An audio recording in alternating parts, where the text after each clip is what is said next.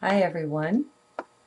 Well, my new webcam came in and it's a great improvement over the one built into the new laptop that I have here. So I have for you part 3 of Unconditionality, Letting Go. And it was recorded at 2:47 a.m. on January 14th, 2010. It's the third journal of that day. It was a sleepless night. And the Mayan day is 11 rabbit or star. And I haven't reread this one yet, so I'll be reading it fresh with you. Remember, I'm a hearer too as these things come through. So here we go.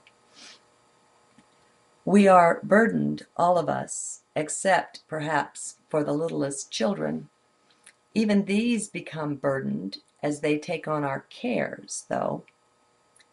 Do you pick up your child or change your little one's diaper with only love and a light heart, totally focused on the now of it? Oh, then you burden your child, for they read you and take on what you carry. What weight do we bear?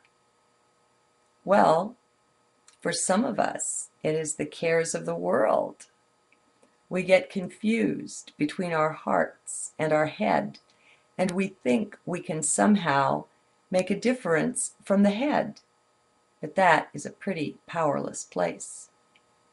For now, for this short walk with me, just take my word. We accomplish nothing of deep worth from the head. So, let's drop down and enter heart. Let us journey onward from there. Otherwise, you will drop out.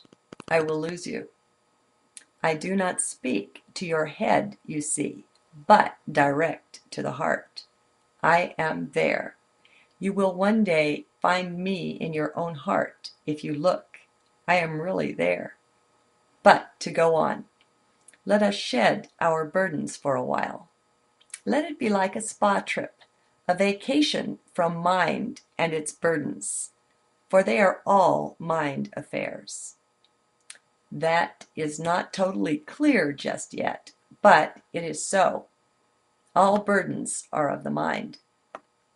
I did not say all pain, however, for there is such a thing as heart pain, but you don't know what that is.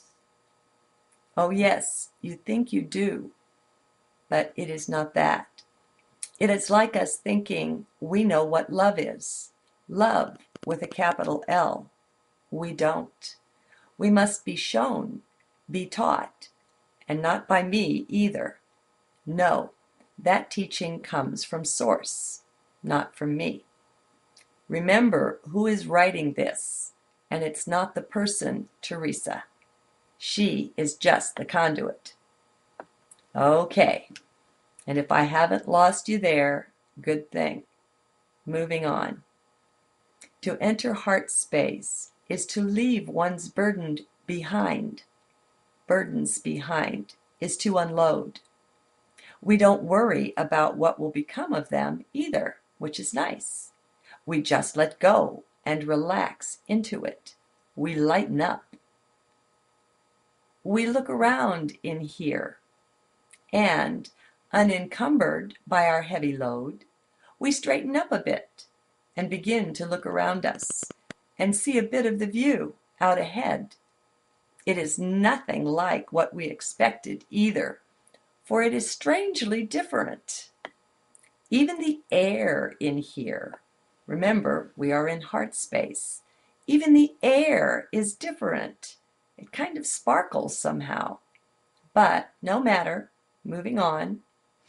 Clarity of vision begins to appear, to make perhaps its first appearance. We did not realize it, but by letting go of those terrible burdens, by lightening up that way, we now have better eyesight. And what do we see? Not a what, but a how, perhaps. We begin to see right off how many times we are tempted to go back into mind space. We begin to see that we must be alert if we would retain ourself in heart space, to keep surrendering all calls to enter into mind. These are truly two different kingdoms, and for now, I know you will just have to take my word for that, for your eyes are perhaps not yet adjusted to the view in here. That is, if you were able to remain in here with me and not get pulled back into mind space with your thoughts. This is where we begin to educate the will. Ah, you thought I was going to say something else perhaps, like the mind. No, no need to educate that. That is all done and accomplished, and I'm sure it's quite fine. It's quite a fine mind. No, it is sufficiently educated already. It just needs a little training, that's all, and that is provided by the will. Most of us have a very flabby will. It is not used to doing much besides going along with the flow. Ah, I see how some thought that this was going to be just a total letting go of everything. No, not so. Just a letting go of mind space. As we learn to let go, and as it is a process, not a momentary accomplishment, we become more free, it is true, but we are still quite alert. We don't just go to sleep and let ourselves be tumbled along in some stream. Not. So, to retain our space in heart, we must make use of the will. Mind is a tough one to oust from its seat of power, and it will struggle and fight a good bit, but this is okay. It is only natural. We are merely what we have been taught to be, and there is nothing bad or wrong with that. It is just not the best of what we really are, is all. It is a poor image, a sad reflection of the whole.